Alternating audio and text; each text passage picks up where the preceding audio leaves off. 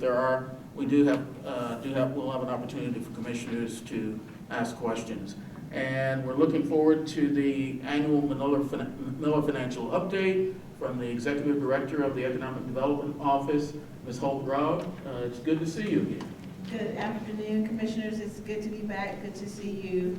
And I come bearing great news as always, hopefully slightly. And tonight I am joined by our Financial Manager, Michelle Clemens, who will be taking over next year to make this presentation. So she's here tonight. Next slide. So of course, as a reminder, this was a public-private partnership developed by the city.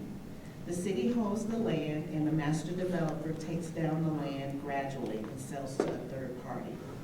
The master developer, Catellus, of course, is responsible for design and builds and funds all the infrastructure and the parks. And the developer retains responsibility for the overall vision and implementation of our city vision. Next slide. And of course, one of our favorite models, a visual model of the same information. Again, the city holds the land and gradually sells it to the developer. Catellus builds the streets, utilities, parks, and other backbone infrastructure, as we call it. Then Catellus sells the lands to vertical developers. And from those sales, we have new commercial as well as residential. And those units produce property tax, which then goes into our Mueller TIF Implement Financing Fund, which then reimburses the bonds that also went in to build the backbone infrastructure, as well as the land sales that we have collected. Again, love this visual. Next slide. So to date, currently we have about 2.6 million square feet of commercial, institutional, and civic development completed, with an additional 900,000 square feet under construction, a little over 4,400 single-family and multifamily units, delivering more than the 25% affordable units. There's an additional 1,500 units under development. Next slide. And just want to provide a financing recap from the beginning of the project. We thought we would have approximately $265 million in project costs, and that would be supported with $185 million in land sales, $65 million in public financing, $50 million in debt from the TIF, $15 million in sales tax, and $15 million in other revenue. As a reminder, the city's risk is minimized because it relies on the project revenue to support the project costs, and Catellus from the beginning provided interim financing for the project. Next slide. So of course, our base year was 2004. The base value at that time was 0. It was our city-owned airport. Currently, as of 2021, the current AV value is $1.8 billion. 1.8 billion. We do 100% recapture. And yes, of course, we have the developer participation. And the current project cost is $330 million with an estimated cost by the TIF of $60 million. And when we get to the next slide, you'll see that we have not even maxed out on that. Next slide, please. So as a reminder, we issued debt in 2007 for sales tax because we brought on the commercial tenants in the beginning, Home Depot and beyond. Then in 2009, we did the first TIF of $15 million, 2012, 16.8, and 2014 of $15 million for a total amount of $59.6 million. Currently, the debt service on the bonds is only $4.7 million, and the current TIF revenue that we brought in is $9.5 million. So the project is doing quite well in terms of the property tax as well as the sales tax. Again, the city's property tax continues to be strong as well as the sales tax. We're definitely collecting more than what's needed for the sales tax debt. So with that, that is a wrap up, and I just want to mention that last year's TIF revenue was $9.2 million, and of course, this year's 9.5, an increase of 300,000. So again, I bring you great news. Any questions or concerns? Commissioners, questions for Director Hope Brown? Yes, Corky. Here. Hi, thank you. We're always happy to get this projection. You know, we're considering the implications of closeout of this project. And we have lots on our plate with that. We've talked about that more this evening. We hear stories like we just heard from the first speaker. So we have parts of our story like this that are hallelujah, and we have other parts of our story that are not so much.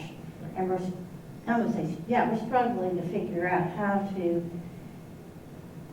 to be as fair and equitable and just in this whole project as we possibly can be. And I know with some of this financial stuff, it's like apples and oranges. Really mix it. So some talk of the biggest picture. So, I mean, it's been very successful. Thank you. I'm a resident out here. You know, I'm delighted by all this. And I'm, having been part of the commission for a long time, is just to achieve a vision. There's many people to thank. It's very delightful. So, there's a lot of money in exceeding early estimates.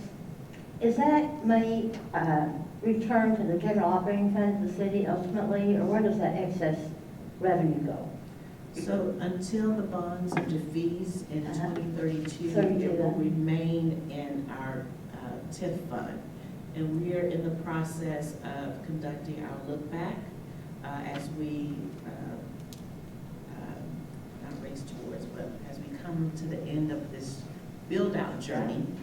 Our consultant is examining not only that issue, but some other items of what will happen to the proceeds once the bonds are defeased. So we will definitely make sure we have an equitable look. That is one of our core tenets of our department, to make sure that we can satisfy all obligations and not leave anyone left with a struggle. In terms, if I can say this, parking lot parks and all of those things that we have to maintain, and we wanted to keep looking this pristine. So we're going to take all of that, because not only the housing, but again, that park system is a beauty, and it's definitely recognized across the country. So we'll be looking at all of those areas along with our consultant. Thank you. Commissioners, other questions? Yes, Rick. Can we go back to slide 7, just one back? This is mostly for my personal figuring this out. So the 2007, 2009, 12, and 14, and there's, is that when, does TCAD give the city the money that they collected for property taxes? Is that what's going on there? I'm a little confused personally. Okay, so yes. The official collector of the property tax is our tax collector, Bruce Elfan. Yes. So he collects those funds. It goes into the general fund, which is a 1,000 for all those wonks like me and Michelle. Then from there, it is transferred into our TIF fund. From the TIF fund, we then transfer it into the Mueller LGC. And then for the Mueller LGC, they pay the debt. And so that's how the flow of funds work.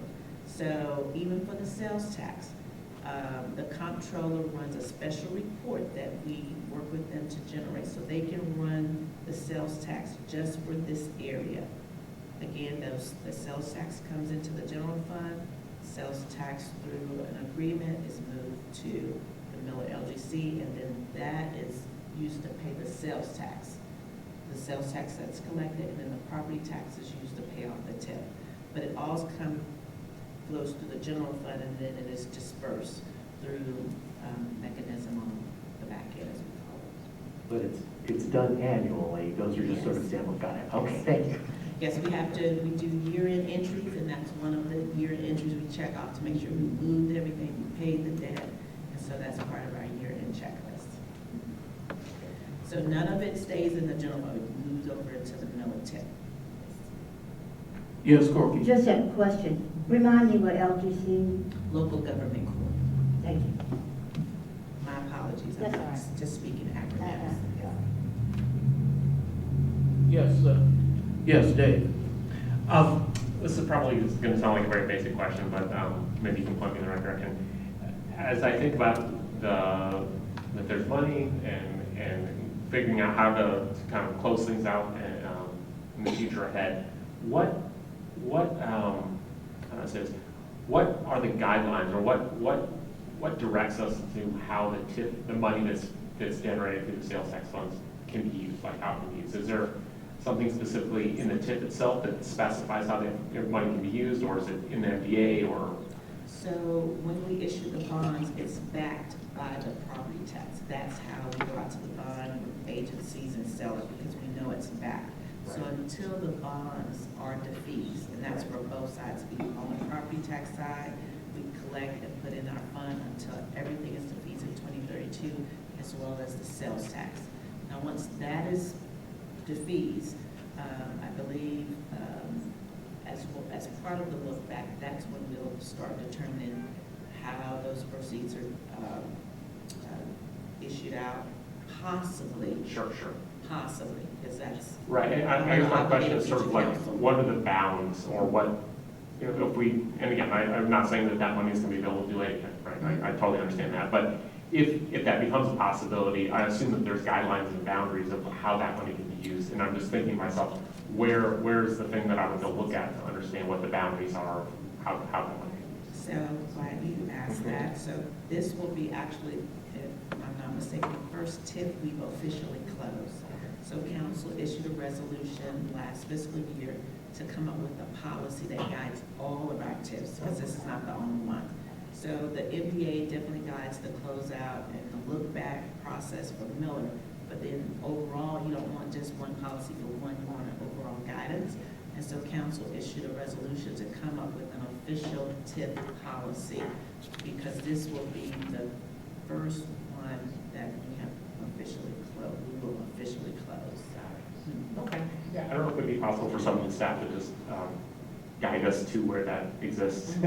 Yeah, so we can keep you posted. Financial Services is responsible for providing that guidance, and it is on their definitely to-do list. Right, but there's sounds like there's an existing resolution or some existing guiding document already out there. It just says, come back with a policy. Okay. I got it. Thank you. It just told us to go out, develop it, bring Yeah. it back, so we're working on it. Understood. Thank you very much. No problem. Commissioners, other questions? Commissioner Jackson, did you have a question? Thank you.